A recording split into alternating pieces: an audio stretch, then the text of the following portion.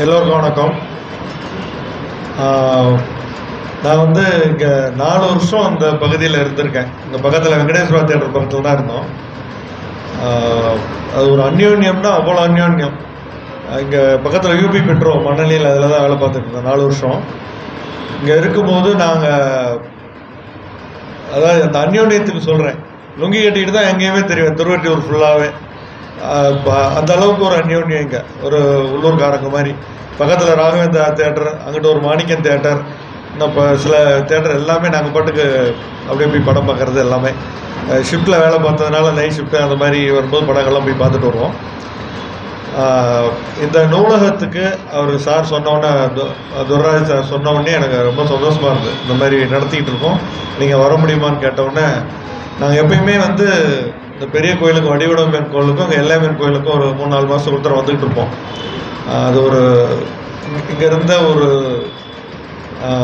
அந்த ஒரு நம்பிக்கை, அந்த ஒரு திருப்தி, அந்த மாதிரி அதனால் வந்துக்கிட்டு இருப்போம். லைப்ரரிக்கு இங்கே இருக்கும்போது நிறையா போயிருக்கேன். நாங்கள் இருக்கும்போது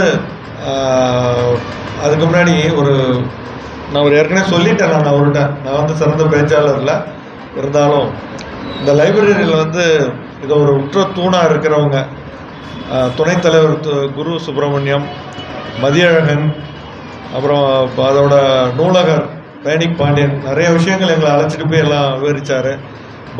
பாஸ்கர், அப்புறம் கௌரவ தலைவர் ஜிவிஆர், நூலக உபத்தலைவர் அவங்க துர்ராஜ் சார். இப்போ நான் நிம்மதி ஆகிட்டேன், ஏதாவது பேர் விட்டுறக்கூடாதுல்ல அதுக்கப்புறம் வந்து. ஏன்னா எந்த ஒரு அமைப்போ நிகழ்ச்சியோ இருந்தாலும் இந்த மாதிரி ஒரு டீம் இருந்தால் தான் எல்லாமே சரியாக செயல்படுத்த முடியும். அது மாதிரி எனக்கு குவைத்திலையும் ஒரு நல்ல ஆத்மார்த்த டீம் இருக்காங்க, இங்கேயும் அந்த மாதிரி அமைஞ்சிருக்காங்க. இங்கே எல்லாமே வந்திருக்காங்க எழுத்தாளர்கள் எல்லாம். அது வந்து ஒரு பெரிய சந்தோஷம். இங்கே வந்து எனக்கு வந்து திருச்சி பக்கத்தில் லால்குடி தாலுக்கில் ஒரு ரொம்ப குக்கிராமம், அதில் வந்து எழுத்துக்கே சம்பந்தம் இல்லாத ஒரு குடும்பம், விவசாய குடும்பம், ஆனால் படிப்பாங்க.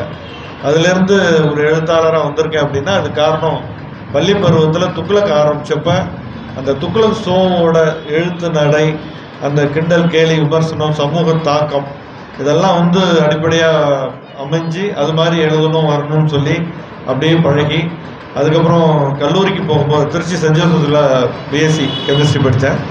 அங்கே போகும்போது நண்பர் மனோகன் இருக்கான், அவனுக்கு வந்து அந்த துக்ளக் மாதிரியே இப்போ கடிதங்கள் எழுதுவேன், நாட்டு நடப்பு அதெல்லாம் வச்சு அந்த மாதிரி எழுதி அது அப்படியே வளர்ந்து அவனை நண்பன் மாற்றினது இல்லாமல் மற்ற நண்பர்கள், உறவினர்கள் எல்லாத்துக்கும் அதே மாதிரி கடிதங்கள் போகும். அது அவங்க என்ன பண்ணி தொலைக்கிறது படித்தாங்களோ இல்லை சும்மா பாராட்டினாங்களோ தெரியாது. நல்லா இருக்கு அவங்க சொல்ல அது என்கரேஜ் ஆச்சு. கல்லூரி காலேஜ் மேகசின்லாம் எழுதி அதுக்கப்புறம் வந்து கொச்சினுக்கு வேலைக்கு போகிறதுக்கு ஒரு வாய்ப்பு கிடைச்சது. இதுக்கிடையில் வந்து ஒரு இது கேட்டுக்கிறேன். சார் சொன்னாங்க, ஒருத்தர் 1 மணி நேரம்னாங்க, ஒருத்தர் 1/2 மணி நேரம்னாங்க. ஒரு கரெக்டாக டைம் சொல்லிட்டீங்கன்னா நல்லாயிருக்கும். எத்தனை மணிக்கு முடிக்கணும் அப்படின்னு? 7 மணிக்கு முடிச்சுக்கலாம். அதில் வந்து என்னென்னா, என்னை பற்றி ஒரு குறிப்பு சொல்லிவிட்டு அதுக்கப்புறம் வந்து ஒரு இன்ட்ராக்ஷன் மாதிரி எதாவது கேட்க தோணுச்சுன்னா நிற்க வச்சு வேணாலும் கேட்கலாம், என்னை உட்கார வச்சு வேணாலும் கேட்கலாம், அந்த மாதிரி பண்ணிக்கலாம். இது வந்து என்னோட லைஃப்பில் இந்த திருவொற்றியூர் வந்து ஒரு மிக முக்கிய பங்காற்றி. முதல்ல கொச்சினில் வேலை பார்த்தேன். அங்கே வேலை பார்க்கும்போது முத்தமிழ் சங்கம், அது மூலமாக வந்து திரு வெங்கட்ராமன் அவர் என் குருநார், அவர் பலரையும் அறிமுகம் பண்ணி அங்கேருந்து எழுத வச்சார். ஒரு எழுத்தாளர் கேஜி ஜவஹர்னு சொல்லி அவர் சாவி பத்திரிகைக்கு அறிமுகம் பண்ணார். அதுலேருந்து 82ல் ஃபர்ஸ்ட் அங்கே எழுத ஆரம்பித்தது. 84ல் நாவல், அப்புறம் எல்லாம் வரிசையாக தொடர் சிறுகதைகள் அந்த மாதிரிலாம் வந்துட்டு நிறையா எழுதிட்டு வரும்போது ஒரு சின்ன ஒரு தேக்கத்தில் தினமலர் அந்துமணி மூலமாக அவரை சந்தித்து அவர் மூலமாக எனக்கு ஒரு பெரிய பூஸ்ட். என்னோட வாத்தியார்னு அவரை சொல்லுவேன். நான் இப்போ இங்கே நிற்கிறேன்னா என்னோட வாழ்வு, வளம், வளர்ச்சி, பேரு, புகழ், சேவை எல்லாமே நான் அவருக்கு தான் அர்ப்பணிக்கணும். ஏன்னா ஒவ்வொன்றுலேயும் அவரோட பங்கு இருக்கும், அவரோட ஊக்கம் இருக்கும். நான் வெளிநாட்டுக்கு போகும்போது நிறைய அப்போவே ஒரு 40-50 நாவல் எழுதியிருந்தேன், நிறையா தொடர் கதைகள்லாம் எழுதிட்டு இருந்தேன். அப்போ வாய்ப்பு இங்கே வந்து பெட்ரோலியம் எல்லாம் ஒர்க் பண்ணுறதுனால அங்கே வாய்ப்புகள் கிடச்சிது. என் கூட வேலை பார்த்த கொச்சின்ல வேலை பார்த்தவங்களாம் நிறைய முன்னாடியே போயிட்டாங்க. அப்போ நம்ம போகணுமா என்ன அப்படின்னு சொல்லி இருக்கும்போது எல்லாருமே பயமுறுத்துறாங்க. நீங்கள் இந்த அளவுக்கு எழுதிட்டு இருக்கீங்க, வளர்ந்துட்டு இருக்கீங்க, வெளிநாடு போனாக்க எழுத முடியாது, அதெல்லாம் விட்டு போகும் தொடர்பு. வெளிநாடு போகிறவங்கெல்லாம் பணம் அப்படிதான் போயிடுவாங்கல்ல, அந்தந்த சூழல் அப்படியே மாறிடுவாங்க, நீங்கள் அந்த மாதிரி செய்ய முடியுமா அப்படின்னு கேட்டாங்க. ஏன்னா இந்த அளவுக்கு ஒரு பிசாசு மாதிரி எழுதிட்டு இருப்பேன், எழுத்து விஷயங்கள்ல அப்படி அந்த அளவுக்கு பிசாசு மாதிரி எழுதிட்டு இருப்பேன். அப்போ வந்து லேனா தமிழன் வந்து ஒரு 3 கண்டிஷன் போட்டார். நீங்கள் குவைத்துக்கு போகிறதுன்னா ஒன்று எழுத்து தொடர முடியுமா, 2வது குடும்பத்தை விட்டுட்டு, முதல்ல போனோம்னா நீங்கள் ஃபேமிலியை கூட்டுக்க முடியாது, குடும்பத்தை விட்டுட்டு இருக்க முடியுமா, 3வது ஒருவேளை அங்கே வேலை பிரச்சனைனா திரும்பி இங்கே வந்தால் நீங்கள் வேலை தடிக்க முடியுமா. அந்த 3 கண்டிஷன் பார்த்துக்கன்னு சொன்னார். அவரே பல மேடைகள்லையும் பல இதில் எழுதுறதுலையும் சொல்லியிருக்காரு. 3லையும் அவர் வெற்றி பெற்றுட்டாரு அப்படின்னு அவரே சொல்லியிருக்காரு. அது இது யாராவது கைத்தட்டினாதான் எல்லாம் முடிச்சிருக்காங்கன்னு தெரியும். ஏன்னா அந்த அளவுக்கு போர் ஆகிடக்கூடாது, உட்காந்து கொஞ்சம் இதாக இருக்காங்க. என்னாச்சுன்னா அப்போ வந்து மணியன் சார் அதெல்லாம் சொன்னார், நீங்கள் வெளிநாட்டுலாம் போகலாம் எழுதலாம் அப்படின்ட்டு. தினமலர் அந்தமணி நான் வந்து சந்தேகம் வேணாம், அவர் தான் எனக்கு அப்படி ஒரு வளர்ச்சி கொடுத்து அப்படி இது பண்ணவர். அவர்கிட்ட நான் போய் கேட்கும்போது அவர் சொன்னார், இந்த மாதிரி பொருளாதாரத்துக்கு முக்கியத்துவம் கொடுங்க, குடும்ப பொருளாதாரத்துக்கு. உலகத்தில் எங்கே இருந்தாலும் எழுதலாம், உங்களோட எழுத்தோட அதோட வீச்சு அதிகம் எனக்கு தெரியும், அதனால் எங்கே இருந்தாலும் நான் வாய்ப்புகள் தரேன், அதனால் நீங்கள் கட்டாயம் போகணும் அப்படின்னு அவர் சொன்னார். ஒருவேளை அவர் வந்து இல்லை நீங்கள் போகாதீங்க, உங்கள் எழுத்தெல்லாம் பாதிக்கும் அப்படின்னு சொல்லி இருந்தால் நாங்கள் இல்லை, நான் போயிருக்க மாட்டேன் நிச்சயமாக. ஏன்னா அந்தளவுக்கு அவர் பேரில் நம்பிக்கை, அவரோட வார்த்தைகள், அவர் கொடுத்த ஊக்கம் உற்சாகம் அதெல்லாம் வந்து நிச்சயமாக போயிருக்க மாட்டேன். நான் எங்கேயாவது அப்படியே 10ஓட 11 அப்படி தான் இருந்திருப்பேன். அதனால தான் சொல்கிறேன், என்னோட இது எல்லாமே அவருக்கு சமர்ப்பணம். எழுத்துல ஊக்கம், அப்புறம் இந்த சேவைகள் குவைத்தில் பண்ணுறது எல்லாமே என்கரேஜ் பண்ணுவார், பத்திரிகைகளில் போட்டு அதெல்லாம் என்கரேஜ் பண்ணுறது. அந்த மாதிரி இப்போ பல விஷயங்களில் அவர் வந்து ஒரு குடும்பத்துக்கு ஒரு அறிவுரை சொல்கிறதோ, ஒவ்வொருத்தரையும் உற்சாகம் சொல்கிறதோ, அந்த மாதிரிலாம் நிறையா செஞ்சுருக்காங்க. அதனால தான் அவருக்கு நான் அர்ப்பணம் சொன்னேன். அப்புறம் வந்து இந்த திருவொற்றியூர் வந்து எப்படி முக்கியம் அப்படின்னா, இங்கே மணலியில் வேலை செய்யும்போது நான் வந்து 81லேருந்து 90 வரலும் கொச்சினில் வேலை பார்த்தேன். அப்புறம் இங்கே வந்து 90ல் தான் வந்து சேர்ந்தேன். 4 வருஷம் இங்கே இருந்தேன். 91ல் ஃபேக்ட்ரியில் வேலை செய்யும்போது, நான் வந்து ப்ரொடக்ஷனில் இருக்கோம், ஃபேக்ட்ரியில் வேலை செய்யும்போது பெரிய வெசல் ஒரு பணமான உயரம் இருக்கும். அது மேலே போய் மானிட்டர் பண்ண போகும்போது ஒரு பைப்பு பிச்சுக்கிட்டு கண்ணில் ஆக்சிடென்ட் அடித்து 2 அப்படியே திக்குன்னு எரியுது. அதோட டெம்பரேச்சர், அதோட காட்டம் எல்லாமே. அங்கேருந்து இறங்கி வர முடியாது, கூச்சல் போட்டு மெதுவாக படிலாம் லேடரில் தான் இறங்கி வரணும். அந்த மாதிரி இறங்கி வந்து அதுக்கப்புறம் ஹாஸ்பிட்டல்லாம் போய், ஹாஸ்பிட்டலில் போகும்போது ஒரு டாக்டர், அவர் அப்ரண்டிஸ் டாக்டர் என்னமோ தெரியல, என்னை வச்சுக்கிட்டே சொன்னார், 2 கண்ணும் அவ்வளோதான், ஒன்றுமே பண்ண முடியாது அப்படின்னு சொன்னார். அந்த நேரம் 4 தொடர்கதைகள் எழுதிட்டு இருக்கேன், சிறுகதைகள், நாவல் எல்லாம் எழுதிட்டு இருக்கேன். ஒரு கண்ணுங்கிறது எல்லாருக்குமே முக்கியம், ஒரு எழுத்தாளனுக்கு யோசிச்சு பார்க்கணும் என்ன இது பண்ணுறது. அப்போ அந்த நேரமும் அது எனக்குள்ளே இருக்க ஒரு பலமாக என்ன, அதெல்லாம் திமுறா என்னன்னு தெரியாது. அப்போ அந்த ஒரு நிமிஷம் நான் நினச்சேன், அப்போல்லாம் வந்து எஸ்டிடி பூத்து வந்து ரொம்ப ஃபேமஸ். கண்ணு போச்சுனாலும் எஸ்டிடி பூத்தை வச்சாலும் பொழைச்சிக்கலாம் அப்படின்னு ஒரு நினைப்பு ஓடிச்சு. அதுக்கப்புறம் சங்கர நேத்திராலயா தான். சங்கர நேத்திராலயாவில் வந்து படிப்படியாக தவணை முறையில் ஒரு 10 முறை ஆப்ரேஷன்லாம் பண்ணி வலது கண்ணை காப்பாற்றியாச்சு, இடது கண்ணில் ஓரளவு தான். இப்போ 4 வருஷம் முன்னாடி அது காரணியாகவும் மாற்றிருக்கேன். அதையும் அந்த கண்டிஷனில் தான் குவைத்தும் போனோம். அங்கெல்லாம் 50 டிகிரி 52 டிகிரி டெம்பரேச்சர், அதுலேயும் ஷிஃப்ட் வேலை தான். அதுக்கப்புறம் வெளியில் வந்துட்டு ஒரு சேவைக்காக வந்து இந்தியன் ஃப்ரண்ட் லைனர்ஸ்னு ஒரு அமைப்பு ஆரம்பித்தோம். சேவைக்காக சேவை குணமுள்ள நண்பர்கள்லாம் வச்சு அந்த இந்தியன் ஃப்ரண்ட் லைனர்ஸ் மூலம் அங்கே இருக்க இந்தியன்களில் ஒருங்கிணைச்சு புத்தகம் எழுதுறது, அதை வெளியீட்டு விழாவுக்காக இங்கேருந்து விஐபிகள்லாம் அழைச்சிட்டு போவோம். அதோட முதல் பகுதி வந்து இங்கே மூப்பனார் வெளியிட்டார் சென்னையில் 98 September 8.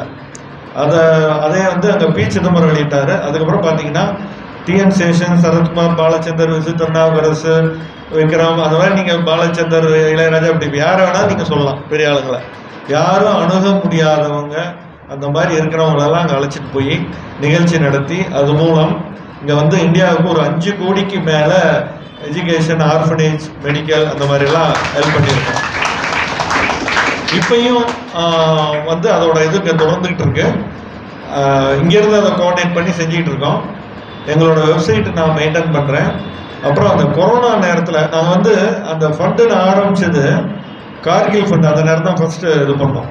Kargil fund, Gujarat எர்த்குவேக்கு, tsunami, எங்கே இந்தியாவில் எங்கே வெள்ளம் பாதிப்புனாலும் எங்களோட இது முதல் ஃபண்டாக போகும். அந்த மாதிரி அப்புறம் வந்து அந்த கொரோனா நேரத்தில் வந்து குவைத் வந்து ஒரு சின்ன கண்ட்ரி தான், 45 லட்சம் தான் பாப்புலேஷன்.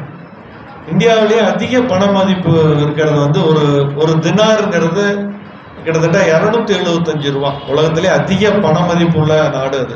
சின்ன குட்டி நாடு தான், எல்லாமே ஆயில வச்சு தான் எல்லாம் நடக்குது.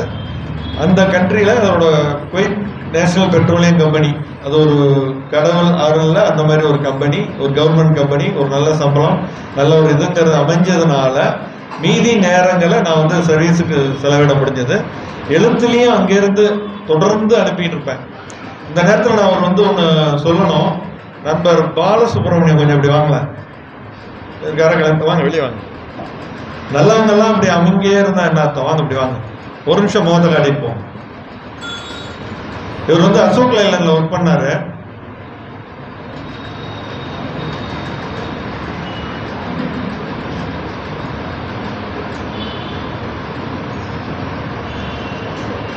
இங்க இருந்து எனக்கு இங்க இருந்து எல்லாம் என்னோட இதெல்லாம் ஒருங்கிணைச்சு செஞ்சவர். என்னோட கடிதங்கள் போக்குவரத்து, அதாவது ஒய்ஃப் இருக்கிற வரையிலும் ஒய்ஃப் செஞ்சிட்டு இருந்தாங்க. ஒரு 2 வருஷம் முன்னாடி இருந்தாங்க. நான் போய் ஒரு காலகட்டத்தில் என்ன பண்ணுவோம், அங்கேருந்து நாவல் எழுதி அவங்கள்ட்ட அனுப்பி காப்பி வச்சுக்கிட்டு அனுப்புவேன். அது பத்திரிகைக்கு போய் கிடைச்சதா கிடைக்காதுன்னு தெரியும். அதனால ஒய்ஃபுக்கு அனுப்பி நீங்கள் ஒரு ஜெராக்ஸ் எடுத்துக்கிட்டீங்கன்னா இன்னொருத்தர் அந்த மாதிரி எழுத முடியாது. இன்னொருத்தர் அது எழுதுறதுக்கு இன்னொரு புது நாவல் எழுதிடலாம். எடுத்துக்கிட்டு கொண்டு போய் நீ ஒன்று கூரியரில் சேர்க்கணும், இல்லை நேரில் சேர்க்கணும்னு சொல்லி ஒய்ஃபு பத்திரிகை ஆஃபீஸ் போய் கொடுத்துட்டு வருவாங்க. அந்த அவங்க இந்த நாளுக்குள்ளே கொடுக்கணும்பாங்க. அதை கேட்குறத தேவைக்கு தகுந்த மாதிரி நான் எழுதி கொடுப்பேன். அந்த மாதிரி எழுதிக்கிட்டு இருக்கும்போது ஒரு காலகட்டத்தில் ஒரு பத்திரிகை ஆஃபீஸில் என்ன கேட்டாங்க. சாதாரணமாக வந்து ஆண்கள் வந்து பெண்கள் பேரில் தான் எழுதுவாங்க, ஒய்ஃப் பேரில் தான் எழுதுவாங்க. உங்கள் ஒய்ஃப் எழுதுறாங்களா, நீங்கள் உங்கள் பேரை போட்டுக்கிறீங்களான்னு கேட்டாங்க. அந்த அளவுக்கு கொஞ்சம் ஒய்ஃபு கூட எழுந்திரிச்சு நிற்கலாம்.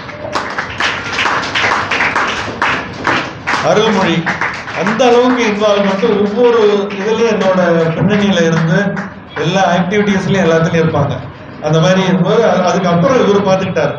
வர பத்திரிகைகள் தொடர்புகள் எல்லாமே வர்றது, எல்லா லெட்டருங்க வரும். எனக்கு எல்லாம் வரவங்க கொடுத்து அனுப்பிச்சுடுவார். நான் பதில் போடுவேன்.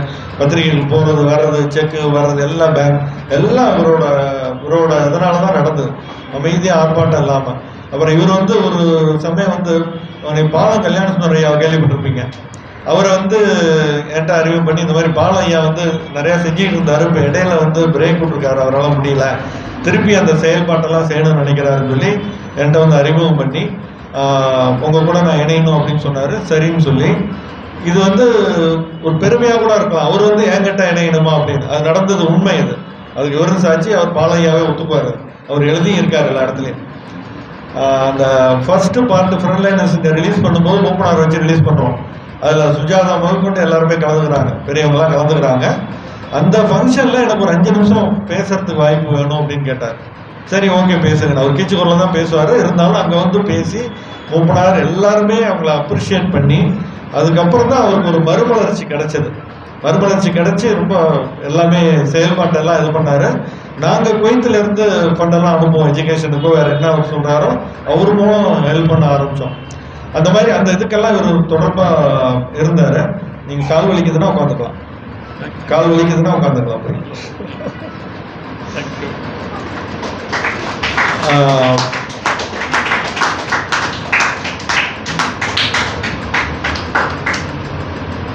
அந்த பால அமைப்பில்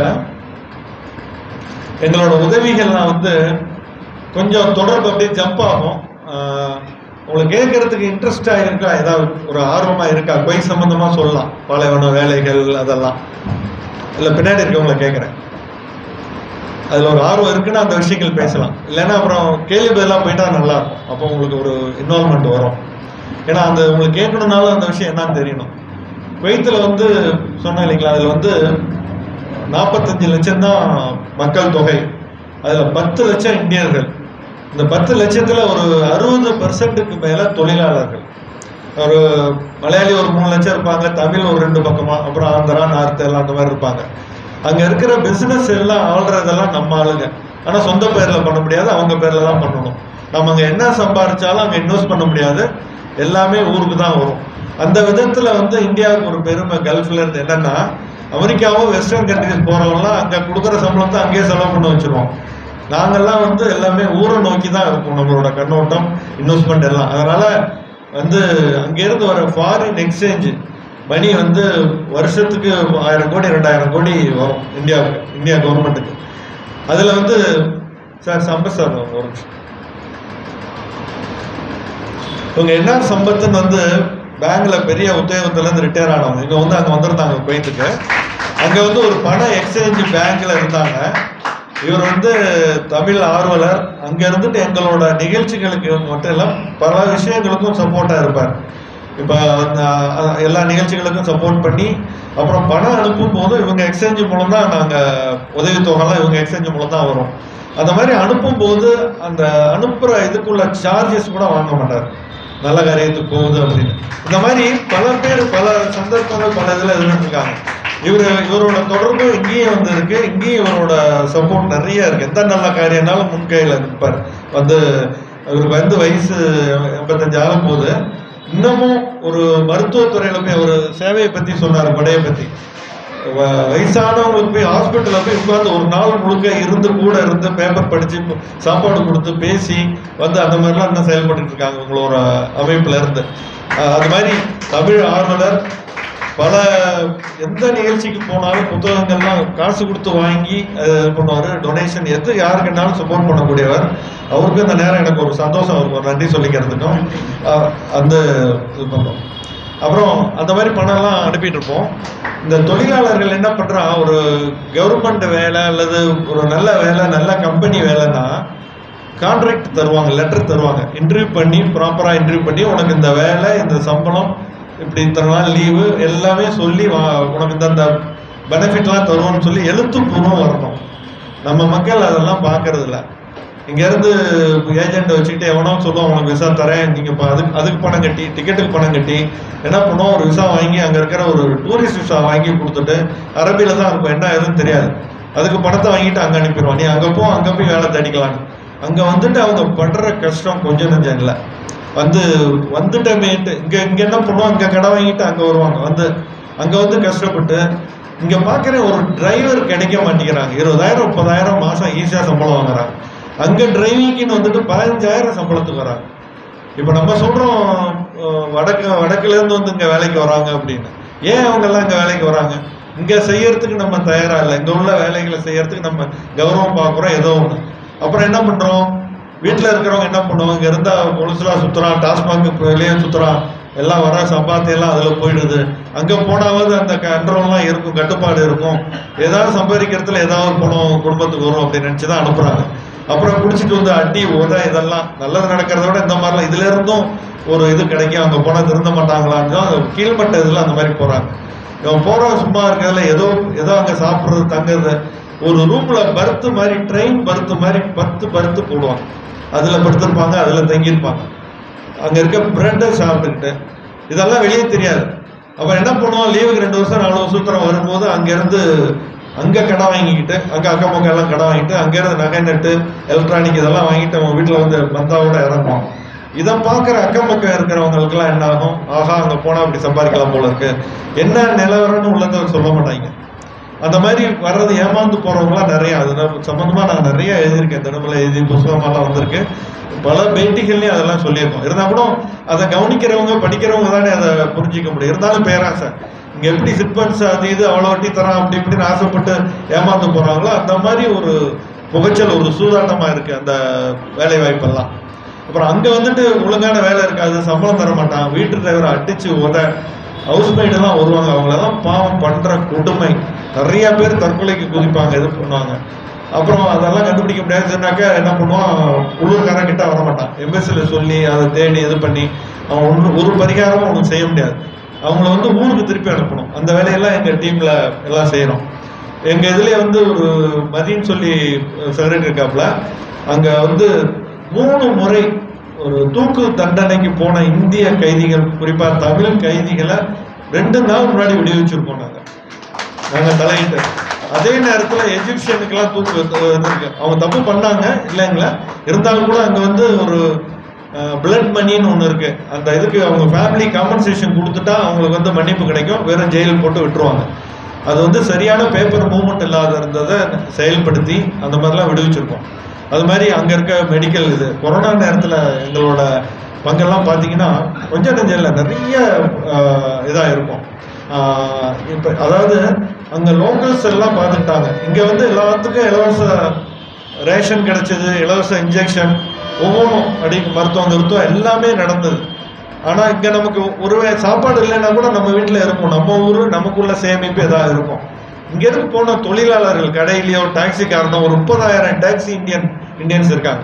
அந்த 30,000 பேர்த்துக்கு அன்றாடம் காட்சி. அன்னைக்கு அவன் ஓடலைன்னா அவனுக்கு காசு கிடையாது, சம்பளம் கிடையாது, ரூம் ரெண்ட்டுக்கு கொடுக்க முடியாது, சாப்பாடு கொடுக்க முடியாது. கடைகளில் வேலை செய்கிறவனுக்கும் அப்படிதான்.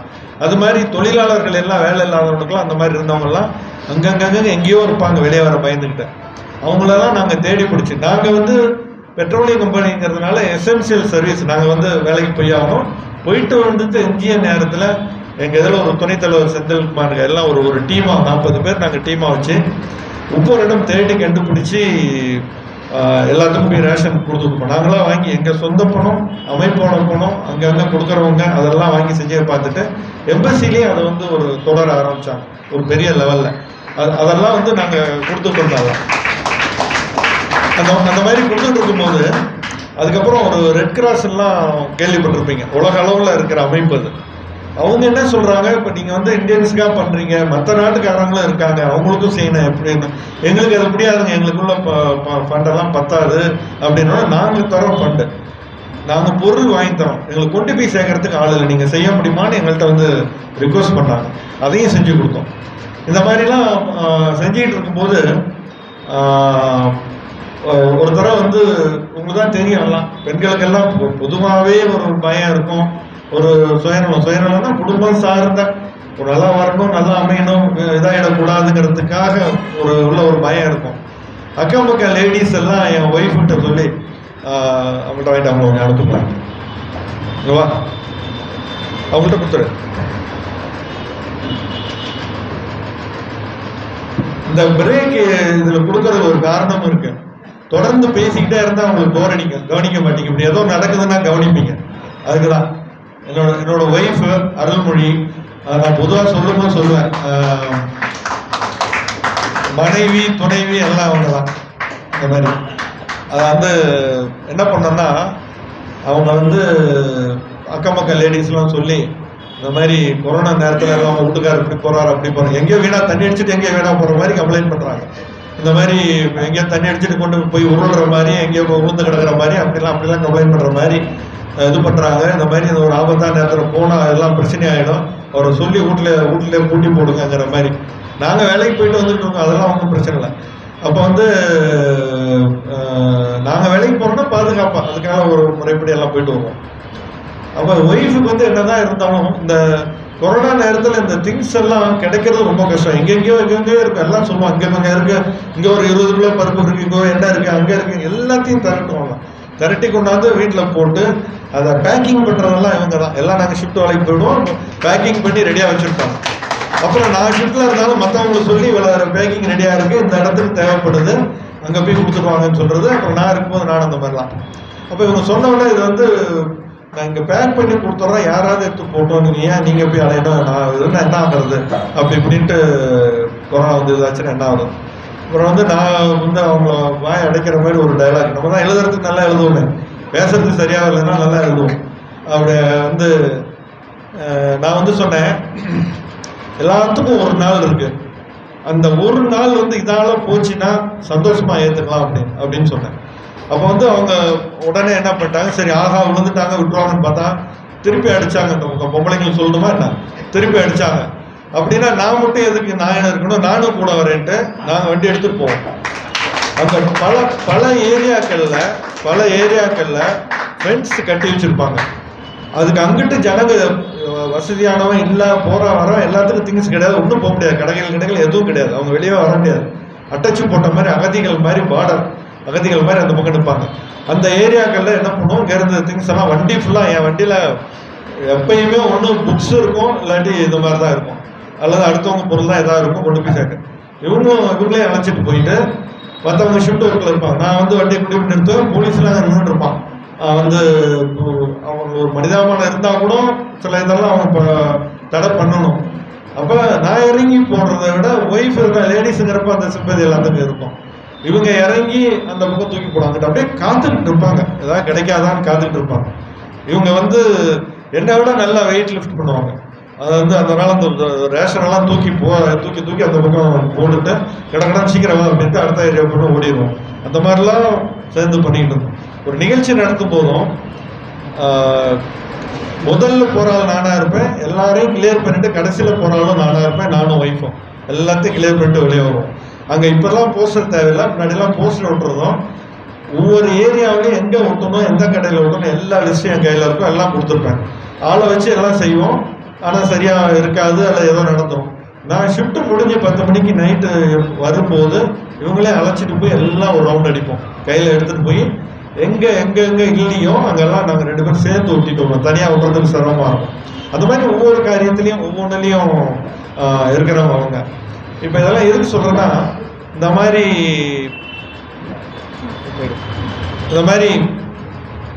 மாதிரி செஞ்சிட்டு இருக்க வச்சுட்டு 25 வருஷம் குவைத்தில் இந்த இந்தியன் ஃப்ரண்ட்லைனர்ஸ், அதோட போன வருஷம் அதோட வெள்ளி விழாவும் கொண்டாடணும்.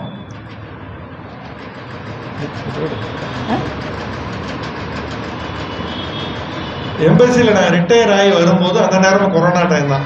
வந்து எல்லாம் செஞ்சு முடிச்சு ஓரளவுக்கு கொஞ்சம் கிளியராக இருந்தது. அங்கங்கே இது பண்ணும்போது எம்பசியில் திடீர்னு கூப்பிட்டாங்க. ஏன்னா அங்கங்கே எல்லாம் பார்ட்டி கொடுத்துட்ருக்காங்க, செட்டாக கொடுத்துட்ருக்காங்க. அதாவது இப்போ இதாக இருக்கிறதுனால உங்களுக்கு இந்த வாரத்தில் எப்போ ஃப்ரீயாக இருப்பீங்கன்னு கேட்டாங்க. இல்லை என்ன சொல்லணும்னா, இல்லை அம்பாசடர் கேட்குறாரு சொல்லுங்க அப்படின்ட்டு. சரின்ட்டு இந்த வாரத்தில் இந்த இது அப்படின்னேன். சரி ஓகே அப்படின்னு வச்சுட்டாங்க. அப்புறம் மறுநாள் கூப்பிட்டு இந்த மாதிரி அன்னைக்கு ஈவினிங் நீங்கள் எம்பசிக்கு வர முடியுமா அப்படின்னாங்க. நீங்களும் ஒய்ஃபும் வர முடியுமான்னாங்க. சரி என்ன எதுன்னு எனக்கு தெரியாது, சரின்னு போனோம். அங்கே போனால் எம்பசியோட ஆடிட்டோரியத்தில் ஆடம்பரம் பண்ணிட்டார் அம்பாசடர். எங்களை கூப்பிட்டு மேடை கூப்பிட்டு கேக்கு வெட்ட வச்சு மூட்டை கொடுத்து சர்டிஃபிகேட் கொடுத்து ஒரு கோலாகலம் பண்ணிட்டார். என்ன இதுன்னா, இந்த ஒரு சர்வீஸுக்காக உள்ள ஒரு ஹானர், ஒரு அவார்டு அந்த மாதிரி சொல்லி அம்பாசடர் வந்து எல்லாரோட முன்னிலையிலையும் செஞ்சார். இதில் என்ன விசேஷம் அப்படின்னா, உலகத்தில் எல்லா இடத்துலையும் இந்தியன் எம்பசி இருக்கு. எந்த இந்தியன் எம்பசியிலும் எந்த தனி நபரையும் யாரும் கூப்பிட்டு இந்த மாதிரி ஹானர் பண்ணது இல்லைன்னு சொன்னாங்க. அந்த மாதிரி ஒரு முதல் வாய்ப்பு எனக்கு கிடைச்சது. அதுக்கு எல்லாம் பேஸ் வந்து எழுத்து. அந்த எழுத்து, அதோட வீரியம், அதோட வீச்சு, அப்புறம் அதை வந்து நேர்மையாக நல்ல விஷயங்களுக்கு பயன்படுத்தினது, எல்லாத்துக்கும் காரணம் அந்த எழுத்து தான். எழுத்து அது தமிழ் தான். தமிழருக்கு, இந்தியனுக்கு, எல்லாருக்கும் அதை சமர்ப்பிக்கிற மாதிரி எனக்கு அது ஒரு சந்தோஷம். அந்த இதில் வந்து ஃபங்க்ஷன்ஸ்லாம் நிறைய சம்பவங்கள் இருக்குது, விஐபிஸ் பற்றிலாம் நிறைய இருக்குது. அதெல்லாம் சொல்கிறதுக்கு நேரம் இல்லை. நான் நினச்சேன் அதுக்கெல்லாம் கிடைக்கும், கொஞ்சம் இன்ட்ரெஸ்டிங்காக இருக்கும். ஒரு இளையராஜா பற்றியோ பாரதராஜா பற்றியோ சிதம்பரம், சேஷன், விக்ரம் இவங்கெல்லாம் வந்தப்போ என்ன நடந்தது, எப்படி நடந்ததுன்னு சுவாரஸ்யமான பல சம்பவங்கள்லாம் இருக்குது. நான் நினச்சேன் அதுக்கெல்லாம் டைம் கிடைக்குன்னு நினச்சேன். அதுக்கு டைம் இல்லை, பரவாயில்ல. இதை வந்து நான் ஏற்கனவே சொன்ன மாதிரி அப்புறம் இப்போ ஒரு டீம் நாங்கள் வந்து எழுத்தாளர்கள்லாம் சேர்ந்து ஒரு 2 வாரத்தை ஒருத்தரை மீட் பண்ணுற மாதிரி வச்சு அது ஒரு கோலாகலமாக போயிட்டு இருக்கு. அங்கே இந்தியன் ஃப்ரண்ட்லைனர்ஸ் வந்து எப்படி ஒரு திட்டமிடாமல் சும்மா அப்படியே ஆரம்பிச்சது தான். அது அப்படியே டெவலப் ஆகி இப்போ ஒரு குவைத்தில் ஒரு சாம்ராஜ்யத்தையே உருவாக்கி வச்சிருக்கோம். இங்கேருந்து நான் ரிமோட்டில் எல்லாம் பண்ண முடியும். எல்லாம் ஒரு பிரச்சனை. இப்போ 2 நாள் முன்னாடி ஒரு வில்லேஜ்லேருந்து கூப்பிட்டு சொன்னாங்க, இந்த ஊருக்காரன் ஒருத்தாங்க இறந்துட்டான், அவனோட இதெல்லாம் பாடியை கொஞ்சம் அனுப்புறதுக்கு ஹெல்ப் பண்ணணும்னு சொல்லி பாஸ்போர்ட் காப்பி அனுப்பணும்னு நாங்கள் அனுப்பணும். மறுநாள் எல்லாம் கண்டுபிடிச்சி எல்லாம் பாடியை இது பண்ணி மூணாவது காலையில் எங்கள் டெட் பாடி வந்துருச்சு. அதுக்கான செட்டப் எங்கள் ஆளுங்க இங்கே இருக்காங்க. அது மாதிரி இங்கே ஆம்புலன்ஸுக்கு ஆள் வச்சுருக்கோம். ஏர்போர்ட்லேருந்து இறங்கி அவங்க வீடு போகிற வரையில எல்லாம் எங்கள் செட்டப் இருக்குது. அந்த மாதிரி சில இதெல்லாம் இதே அரசியலுக்கு நான் என்ன பண்ணுவாங்க, இங்கே போய் ரிசீவ் பண்ணுவாங்க. ஏர்போர்ட்டில் ரிசீவ் பண்ணிவிட்டு அவங்க எல்லாம் ஏற்பாடு பண்ண மாதிரி பேப்பரில் போட்டோலாம் போட்டுக்குவாங்க. நாங்கள் அந்த வேலை செய்யறதில்ல. அது மாதிரி பல காரியங்கள், பல நல்ல விஷயங்கள் அங்கே பாதிக்கப்படுறவங்களுக்கு மருத்துவ உதவியோ இல்லை சட்ட உதவியோ ஒரு வேலை வாய்ப்பு, இது மாதிரி பல விஷயங்கள் செஞ்சுட்டு இருக்கிறதுல ஒரு இந்த வாழ்க்கையோட பலன் அது அது ஒரு இதுன்னு நினைக்கிறேன். குடும்பம் அங்கே போனதுனால பொருளாதார ரீதியாக செஞ்சுக்க முடிஞ்சது. அப்புறம் அங்கேருந்து வரும்போதும் ஒரே கொள்கையில் இப்போ என்ன பண்ண போறீங்க, நான் என்ன வேணாலும் பண்ணலாம், எங்கே வேணாலும் போய் எந்த மீடியாவில் வேணாலும் நான் சேரலாம், எல்லாருக்கும் எனக்கு பழக்கம். வரும்போதே ஒரே கொள்கையில் வந்தோம். சம்பத் சார் இருக்கார், அதுக்கெல்லாம் உதாரணம். சம்பாத்தியத்துக்காக எதுவும் செய்யக்கூடாது, செய்ய தேவையில்லை, வெறும் பேங்க் சேவிங்கோட வெறும் பேங்க் இன்ட்ரெஸ்ட் போதும் அப்படின்னு வச்சுட்டு இப்பயே மாதம் 15-20,000 சந்தோஷமா உதவி பண்ணிட்டு இருக்கோம். அந்த அளவுக்கு ஒரு நிறைவான வாழ்க்கை. அதுக்கு பின்னணியில் பலரும் இருக்காங்க. இது தனி மனித இது கிடையாது, ஒரு டீம் ஒர்க்கு. இப்போ நான் ஜஸ்ட் ஒரு நம்ம ரைட்டர்ஸ் அங்கேருந்து வந்தவங்க ஒரு நிமிஷம் வந்துருங்களேன் எல்லாரும். அவங்க வீடு ரைங்களா, அவங்கள்ட்ட கொடுத்துருவோம் சார். நீங்களும் வாங்க, சும்மா அப்படியே ஒரு குரூப் ஃபோட்டோ இல்லை அப்படியே எடுத்துக்கோ. இல்லை அவங்க யார்கிட்ட கொடுத்து எடுக்க சொல்லு, அவர்கிட்ட கொடுங்க.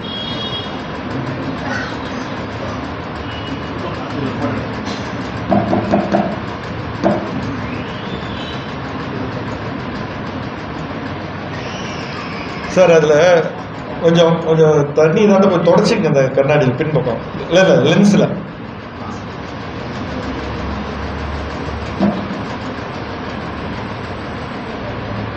இப்போ அதாவது ஒரு குரூப்பாக இருந்து இப்போ நிறையா செஞ்சிட்டு இருக்கோம். இப்போ இலக்கியம் அப்படின்னு ஆரம்பிச்சிருக்கோம்.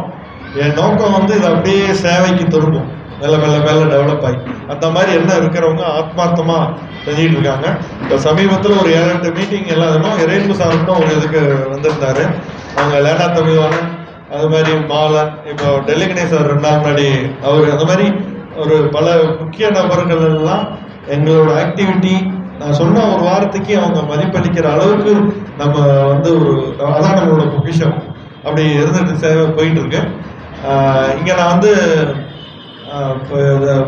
தினமலரில் தாமரை பதிப்பகம் இருக்கு, அதில் அந்துமணி புக்ஸ்லாம் நிறையா போட்டிருக்காங்க. நான் ஒரு லைப்ரரிக்கு அதெல்லாம் நான் சேர்க்கிறேன், உங்களுக்கு அந்த புத்தகத்தெல்லாம் சேர்க்குறேன். அதை ஏன்னா இப்போ நான் வரும்போது கொண்டு வரல, அதை சேர்க்கிற பொறுப்பை நான் ஏற்றுக்கிறேன். எனக்கு அதில் ஒரு சந்தோஷம் இருக்குது. அது மாதிரி என்னோட சில புத்தகங்களும் கொண்டு வந்தேன். என்னோட எல்லா புக்கும் 100 புக்குக்கு மேலே இருக்குது. எல்லாத்தையும் கையில் கிடைக்கிறது, ஏன்னா தேடி பிடிச்சி தான் எடுக்க வேண்டியிருக்கு. அந்த மாதிரி அதையும் நான் கொடுக்குறேன். இங்கே நாங்கள் இப்படி மீட்டிங் போடும்போது பார்த்தேன், மேலே ஒரு இடம் இருந்தது. அப்போ கேட்ட இடம் பார்த்தோன்னா இந்த மாதிரி ரைட்டர்ஸ் எல்லாம் இங்கே கொண்டு வரணும், புக்ஸ் எல்லாம் வேணும்னாங்க.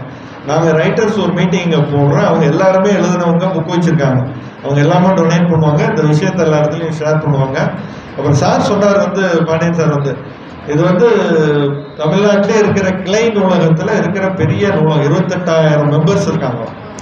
கைத்தட்டுங்கப்பா. இந்த தகவல் எவ்வளோ பேருக்கு தெரியும் உங்களுக்கு? அதை வச்சு இவ்வளோ தூரம் மெயின்டைன் பண்ணுறாங்க அப்படிங்கிறது எவ்வளோ பெரிய விஷயம். ஒரு அரசாங்க இதில் அரசாங்க சப்போர்ட் எந்த அளவுக்கு கிடைக்க முடியும், செய்ய முடியும், அதெல்லாம் தெரியல. அதை மீறி இவ்வளோ பேரை ஒருங்கிணைச்சு இப்போ நான் சொல்கிறேன், குவைத்தில் அவ்வளோலாம் செஞ்சுக்கிட்டு இருந்தேன். இங்கே அதெல்லாம் செயல்படுத்திக்கிட்டு இருக்காங்கிறது ரொம்ப சந்தோஷமாக இருக்கு. அந்த லைப்ரரி டீம், அந்த வாசகர் டீம் எல்லாருக்கும் என்னோட வாழ்த்துக்கள். பாஸ்டர் சார் எல்லாருக்கும் என்னோட வாழ்த்துக்கள். எனக்கு அதில் ஒரு நிறைவு. அப்புறம் சார் கேட்டார், நீங்கள் வரீங்களா, உங்களுக்கு என்ன பண்ணணுன்னாரு. எனக்கு புரியல, என்ன பண்ணணும்னு புரியல. அப்புறம் இல்லை உங்களுக்கு நாங்கள் என்ன செய்யணுன்னாரு. அதெல்லாம் ஒன்றும் செய்யணும் சார் அப்படின்னா. அதுக்கப்புறம் உங்கள் வண்டியை அரேஞ்ச் பண்ணுறாரு. அதெல்லாம் வேண்டாங்க, அது எங்கூருக்கு வந்து போகிறது, நீங்கள் என்ன வண்டி தர்றது அப்படின்னு சொல்லி இந்த ஆடம்பரம் சாலுப்பாது இதெல்லாம் எதுவும் கூடாது அப்படின்னு அது இயல்பாகவே நாங்கள் விரும்புவோம். அதே மாதிரி பண்ணிக்கிட்டோம். அது அந்த செலவெல்லாம் வேண்டாம், அது நல்ல காரியங்களுக்கு பயன்படுத்துங்க அப்படின்னு சொல்லி அவர்கிட்ட ரிக்வஸ்ட் பண்ணிக்கிட்டேன். அவரும் அதை புரிஞ்சுக்கிட்டாரு. அவர் முன்ன பார்த்ததில்லை. இப்போ கூட எனக்கு டக்குன்னு அடையாளம் தெரியல. நல்ல இந்த மாதிரி நல்ல மனசுக்காரர்கள் நிறையா இருக்காங்க. அது மாதிரி அவங்க சுப்பிரமணியன் சார், அவங்க ஒரு நிமிஷம் வாங்க மேடம், பார்வதி சுப்பிரமணியம் அவங்க வந்து மியூசிக் டீச்சர், பலருக்கும் தெரிஞ்சிருக்கலாம். ஒரு இது கிளாசிக்கல் சைடு பிஎம் கிளாஸ்லாம் வச்சு நடத்திட்டு இருக்காங்க. அந்த இசையில் டாக்டரேட் வாங்கியிருக்காங்க அவங்களோட இதனால பிள்ளைங்களுக்குலாம். இதில் என்னன்னா 30 வருஷம் முன்னாடி என் பொண்ணு எங்கள் அண்ணன் பொண்ணு அங்கே இருக்கும்போது அவங்க தான் எனக்கு ஹிந்தி சொல்லி கொடுத்தாங்க. ஹிந்தி தெரியாது போடாதுங்கன்னு அவங்களுக்கு ஆயிடக்கூடாதுங்கிறதுக்காக ஹிந்தி சொல்லி கொடுத்தாங்க. பாட்டு கிளாஸ் எல்லாம் சொல்லி கொடுத்தாங்க. அந்த மாதிரி ஒரு பெரிய இன்னைக்கு அவங்க என்னோட வாசகர், தீவிர வாசகர். நான் இன்னைக்கு அவங்க வீட்டுக்கு வர சொல்லி சொன்னாங்க, இல்லைன்னா பொண்ணு விடாம போல இருந்தது, அதனால அங்கே போயிட்டு தான் வந்தோம். இப்போ ரொம்ப நன்றி மேடம். சார் எல்லாருக்கும் நன்றி. டைம் 7 சொன்னாங்க, ஆயிடுச்சு. ஏதாவது கேட்கணும், ஏதாவது என்ன வேணாலும் கேட்கலாம். ஏதாவது கேட்கணும், தெரிஞ்சுக்கணும் அப்படின்னு விரும்பினால், நேரம் இருக்குன்னா, பசி இல்லைன்னா யாராவது தான் கேட்கலாம். ஒரு 5 மினிட்ஸ் அதை பார்த்துக்கலாம். தேங்க்யூ. நீங்கள் இப்போ போயிட்டு இல்லை நிற்க வச்சே கேட்குறீங்களா? உட்காந்தா கொஞ்சம் ஒரு க்ளோஸ்னஸ் கிடைக்கும், அந்யோன்யம் கிடைக்கும். நீங்க கேட்கற மாதிரி கால் வலிக்காக இல்லை, ஒரு க்ளோஸ்னஸ் கிடைக்கும், ஒரு இன்ட்ராக்ஷன் இருந்தால் ஒரு அந்நியம் போகும். அதுக்காக தான் இப்போ சார் வந்து குவைத்தில் போயிட்டு கஷ்டப்பட்டு உழைச்சிருக்கிறாரு. அங்கே இருக்கிற கஷ்ட நஷ்டங்கள் எல்லாமே அறிஞ்சிருக்கிறாரு. அதுக்கு மேலே இந்தியாவில் இருந்து போனவங்களுக்கு சர்வீஸ் பண்ணிடுறாரு, எல்லாம் பண்ணிடுறாரு. இப்போ நம்ம இளைஞர்கள் நிறைய பேர் இருக்கிறாங்க. இவங்க அங்கே போகிறதுக்கு, அங்கே போயிட்டு சும்மா இந்த ஒட்டகம் மேய்க்கிறது இந்த மாதிரி இல்லாமல் ஒரு நல்ல தொழிலாக, நல்ல வேலை வாய்ப்பு, இந்த படிப்பு படித்தா அங்கே போனால் இந்த மெத்தடில் போனீங்கன்னா நல்ல வாய்ப்பு கிடைக்கும், அதை நீங்கள் பயன்படுத்திங்க அப்படின்ற மாதிரி ஏதாவது இருந்தால் உங்கள் அட்வைஸ் கொஞ்சம் தேவை. என்னன்னு கேட்டால், பொதுவாகவே கல்ஃபு ஃபுல்லாகவே இப்போ சரியில்லை நிலவரம். அங்கே விட இங்கே நம்ம நல்லா சம்பாதிக்கலாம், நல்லா இருக்கலாம், குடும்பத்தோட இருக்கலாம். நான் ஏற்கனவே சொன்ன மாதிரி பேப்பரில் விளம்பரம் இன்டர்வியூ ப்ராப்பராக கொடுத்துருவாங்க. நீங்கள் இன்டர்வியூ பாம்பே போனாலும் எங்கே போனாலும் அதுக்குள்ள டிரான்ஸ்போர்ட் சார்ஜ் கொடுத்துருவாங்க. இன்டர்வியூக்குள்ளது முறைப்படி மரியாதையோடு இன்டர்வியூ நடத்தி அப்பாயின்மெண்ட் ஆர்டர் கொடுத்து இதில் இவ்வளோ சம்பளம் எல்லா டீட்டெயிலும் வந்துடும். அந்த மாதிரி எழுத்துப்பூர்வமாக கிடைச்சால் போகலாம். சும்மா வாய் வார்த்தையில் வந்து ஏஜென்சியெல்லாம் நம்பி போகுது. இங்கே நம்ம ஆளுங்களே கிடைக்கலாம். அங்கே இருக்கிற கொய்தியை வந்து என்ன பண்ணுவான், நான் நீ பேசாம இரு, நான் அவங்கள்ட்ட பணம்னு நான் அனுப்புறேன், உனக்கு பிச்சை பண்ணுறேன், எனக்கு அதை 50% கொடுத்துரும் அப்படின்னு சொல்லிட்டு ₹1,00,000 இங்கே வாங்கிட்டு அவங்க 50,000 அங்கே 50,000 கொடுத்துருவாங்க. அந்த மாதிரிலாம் பண்ணுறவங்களாம் இருக்காங்க. அங்கே போயிட்டு அந்த மாதிரி வேலை தேட முடியாது.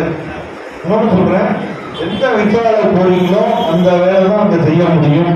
ஒரு உதாரணத்துக்கு நீங்கள் ரெஸ்டாரண்ட்ல இருந்தாலும் நீங்கள் சர்வ் பண்ணுறீங்கன்னா அந்த சர்வர் விசாவாக இருக்கணும், கேஷ்ல இருக்கீங்கன்னா கேஷ் விசாவாக இருக்கணும். அந்த மாதிரி அப்படி இருந்தாலும் அங்கே வந்து ஒரு செக்கிங்ல வந்து பிடிச்சாதான் அவ்வளோதான் கையெழுத்துறோம்.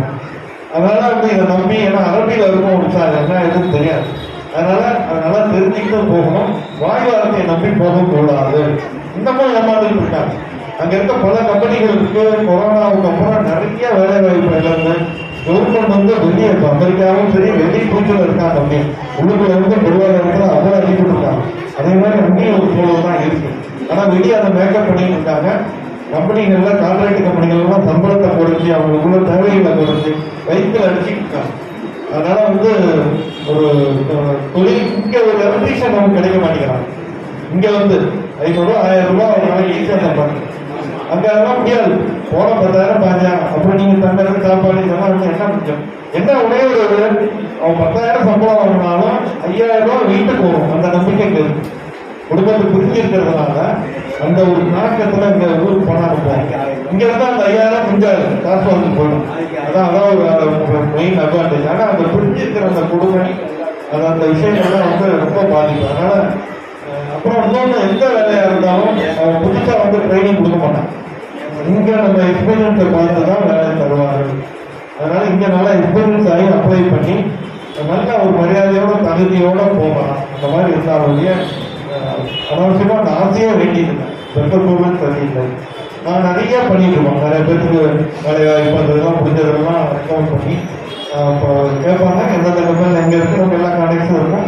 அவங்களும் கேட்பாங்க, யாரும் இந்த மாதிரி ஆர்டர் தான் போகணும். நமக்கு கேட்குறவங்க அவங்களுக்கு நடக்கும். இந்த மாதிரி நிறையா 2 சைடும் நம்பிக்கை. நம்ம ரெக்கமெண்ட் பண்ணும்போது அவங்களுக்கும் நல்லா இருக்கும்,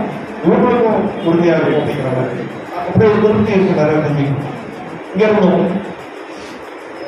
சார், நீங்கள் வேலை பார்த்த போது இருந்த திருவொற்றியூர் எப்படி, இன்னைக்கு உள்ள திருவொற்றியூரை பற்றி உங்களோட கருத்து என்ன?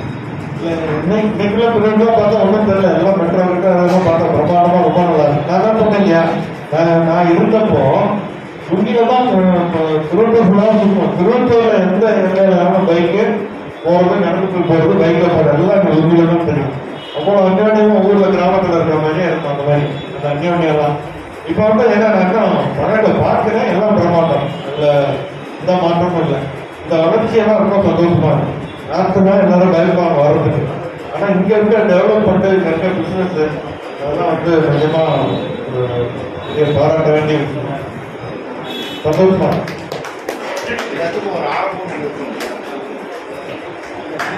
ஏன்னா யார் கேட்குறீங்கன்னு தெரியணும், கேட்கறது காலையில் விளக்கும். ஏன்னா பத்திரிக்கை மாதிரி கேள்வி கேட்க தெரியாது, பதில் கொடுத்து கேட்பாங்க. எல்லாத்துக்கும் ஒரு ஆரம்பம். பொதுவாக எல்லாத்துக்கும் ஆரம்பம் ஒன்று. நீங்க வந்து ஒரு என்ன பண்ணல வேலை பார்த்துருக்கீங்க, வேலையை தமிழ் வாங்கிட்டு குடும்பத்தை கணிச்சு போறது இல்லாம எழுதணும் அப்படிங்கிற ஆர்வம் எப்படி வந்தது? ரெண்டாவது மக்களுக்கு சேவை செய்யணும் அந்த ஆர்வம் இருக்குது. அதாவது எழுதுறது நான் என்ன சொல்லிட்டேன், படிச்சு அதுதான் சும்மா அணில ராணி அந்த மாதிரிலாம் படிச்சுட்டு இருப்போம் எழுதுனா. அந்த துக்ளத்தை பார்த்தோம்னா அதில் இருக்கிற விஷயங்கள் அப்புறம் அதை படிச்சுன்னா அந்த ஆர்வம் வந்தது. அதை நம்ம எழுதணும். மெயினாக அந்த சோசியல் சமூக அக்கறை, சமூக அவலங்கள் இதெல்லாம் வந்து எப்பவுமே எனக்கு ஒரு கோபம் உண்டாகும். அந்த அவலங்கள் அதெல்லாம் வந்து ஒரு புதிய அதெல்லாம் கொஞ்சம் வெளிப்படுத்தணும், சரி பண்ணணும், எல்லாம் சரியாக நடக்கணும், முறையாக நடக்கணும், டைம் படி நடக்கணும் அப்படிங்கிற விஷயங்கள் ஆழமாக பதிஞ்சு எப்படி ஆகணும். தேவை வந்து எப்படின்னா கிராமத்துலேருந்து எங்கள் அப்பா வந்து இருக்கேன். எங்கள் அப்பா வந்து படிக்காதவங்க தான், விவசாயம் தான், வீட்டு வந்து காடு வீட்டு தான் இருப்பாங்க. யாரும் வீட்டுக்கு எதுவும் பழக்க மாட்டாங்க. ஆனால் ஒரு தேவைன்னு வந்தால் முதல் ஆளாக அப்படின்னு இருப்பாங்க. இப்போ நாள் அரண்டடிக்கவோ அது இது டீக்கடாதெல்லாம் எதுக்கு அவங்க எங்கேயும் அவங்க பார்த்து. ஆனால் ஒரு கஷ்டம், ஒரு இடத்துல ஒரு பிரச்சனை வந்தது, ஒரு ஏரி உடஞ்சிச்சுன்னா முதலாம் மக்கள் வீட்டு போயிருப்பாங்க. அப்பதான் வருவோம். ஊரில் என்ன தேவை, அறுவடை சமயத்தில் களம் அடிக்கிறதுக்கு எல்லாம் போனதுக்கு அப்படியே முழு பவராக கிடக்கும். வெயிட் பண்ணிட்டே இருப்பாங்க. எங்கள் அப்பா எங்களுக்கு முதல்ல வரணும், அவர் சரி பண்ணி தருவாரு, அப்புறம் எல்லாம் யூஸ் பண்ணலாம். அந்த மாதிரி மனநிலை. அப்புறம் இந்த கூலி ஆளுக்குலாம் வந்து அவங்க வேலைக்கு வந்துட்டு அவங்களுக்கு கொடுக்கும்போது ஒரு உதாரணத்துக்கு ஒரு நிலக்கடலாம் இருக்குன்னா, நிலக்கடலை ஆகியவங்களுக்கு நிலக்கடலாம் தருவாங்க, வாங்கிட்டு போவாங்க. அந்த அதுக்கு அளந்து எவ்வளோ போட்ட செய்யறாங்களோ அதுக்கு அளந்து போட்டுட்டு அப்புறம் புத்தா அள்ளி போடுவாங்க. ஒரு விழா அந்த அள்ளி போடும்போது அவங்களுக்கு அந்த சந்தோஷத்தை பார்ப்பேன் அவங்க வாங்குறவங்களுக்கு.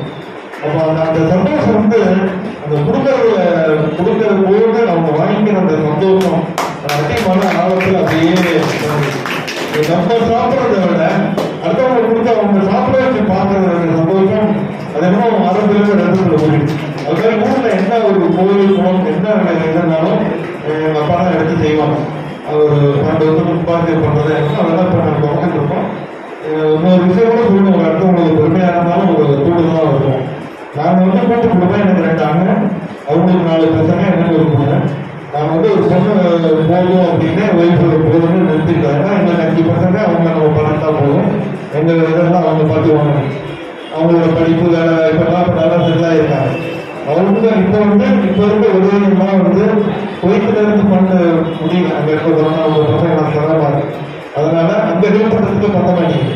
அதனால எங்கள் பசங்க அவங்க கொடுக்குற டொனேஷன் வச்சு தான் இப்போ நாங்கள்லாம் செஞ்சுட்டு இருக்கோம். ஒரு இந்தியன் பிள்ளைங்க ட்ரஸ்ட் ஆரம்பிச்சு அது மூலமாக நான் ஹெல்ப் பண்ணிட்டு இருக்கோம்.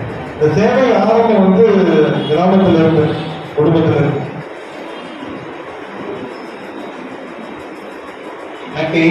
இப்ப யாராவது ஏதாவது சந்தேகம் மாணவர்கள் சொல்லும் போது நிஜமா அந்த காலகட்டத்துல அந்த சந்தோஷங்கள்லாம் நிச்சயமா அனுபவிக்கும். ஆனா படிப்போம், மற்ற விஷயங்களும் அதை கவனம் பண்ணணும், நம்மளோட காரியங்கள் நம்மளும் பார்த்துக்கணும். அந்த மாதிரி விஷயங்கள்லாம் பார்த்துக்கிட்டு ரிலாக்ஸ் பண்ணலாம். சினிமாவும் மற்ற விஷயங்கள் நிச்சயமா எல்லாமே வேணும். படிப்பு எல்லாமே. வணக்கம், நான் அகிலா. சாரோட எப்படியோ பேட்டி கேட்டா எல்லா இடத்துலயுமே ஒரு சார் முதல்ல படிச்சு சொல்றது வந்து அந்துமணி சாரை வந்து ரொம்ப தன்னோட குருவா பண்ணியிருக்கிறாரு. லேகா தமிழ்நாடு சாரை ரொம்ப உயர்வா பேசியிருக்கிறாரு. எனக்கு என்னன்னா பிஃபோர் என்ட்ரிங்கிறது எழுத்துறதுக்கு வந்து முன்னால அவர் ஏதோ ஒரு கிராமத்தை படிச்சு ஒரு புக்கை பார்த்து இன்ஸ்பயர் ஆன கிட்ட ஒரு எழுத்தை பார்த்து இன்ஸ்பயர் ஆனா எந்த எழுத்தாளர் எந்த புக்கை நீங்க சொல்றீங்க?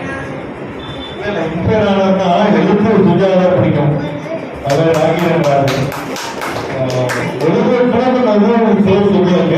ஆனால் எழுத்து நம்ம ரசித்து படிக்கிறது சுஜாதா. அவரை பார்த்து தான் எழுப்போம். அதுல இருந்து ஃபாலோ பண்ண ஆரம்பிச்சு டெவலப் பண்ணி நமக்கும் ஒரு இதெல்லாம் சமூகம், நகைச்சுவை, காதல், சோசியல், அரசியல் எல்லாம் எழுதியிருக்கேன் தருத்திரம் தவிர. அது வந்து சுஜாதாதான் பேசு.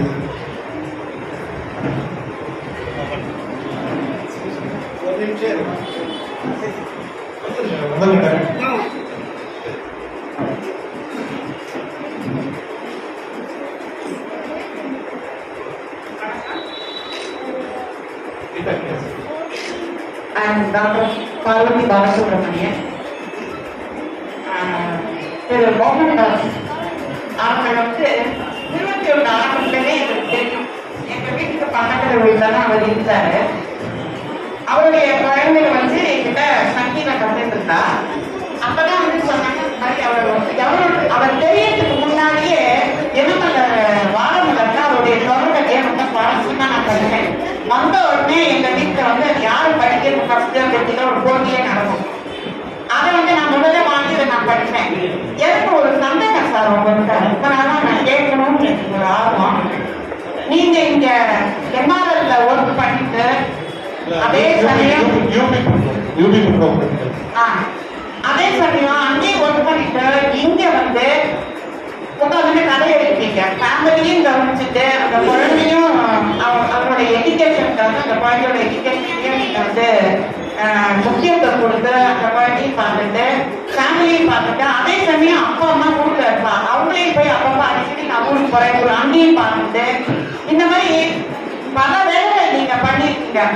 இப்படி இந்த மாதிரி வேலையும் பார்த்து இதையும் பண்ணிட்டு நடுவில் வந்து நீங்க வந்து போயிருக்கீங்க. இந்த மாதிரி எல்லா வேலையும் பண்ணிட்டு எழுத்தடி ஒரு நூற்றுக்கணக்கான நாவல்கள் வந்து நீங்க எழுதிருக்கீங்க. அதாவது ஒரு க்ஷணம் என்னைக்காவது ஒரு நாள் ஒரு க்ஷணம் ஐயோ நமக்கு வந்து என்ன இந்த மாதிரி ஒரு எப்ப பார்த்தாலும் எழுதிட்டு இருக்கோம், அங்க போறோம், குடும்பத்தை கவனிக்கிறோம், நமக்கு கணக்கு அப்படின்னு சொல்லிட்டு ஒரு நேரம் ஒதுக்க முடியலையே அப்படின்னு நீங்க நினைச்சிருக்கீங்களா சார்? நன்றி மேடம். நீங்க வந்து ஒரு பெரிய டீச்சர். நீங்க வந்து ஒரு இதை கொடுத்துருக்கீங்க. என்னன்னா பெருமையாக வீட்டுக்கு எதுனா இருக்கணும். அந்த மாதிரி நான் வாழ்க்கையில எந்த தருணத்திலும் எந்த விதத்திலையும் அதிர்ச்சி ஆகணும் இல்லை. எழுத்து வந்து நான் தேர்ந்தெடுத்தது. என்ன சொல்லப்போ அந்த எழுத்து செய்தியை கவனம் வரலன்னா நிறைய படிச்சிருக்கலாம், பெரிய பொசிஷன்லாம் ஏதாவது போயிருந்துருக்கலாம். ஆனால் அதை விட எனக்கு இதுதான் திருப்தி.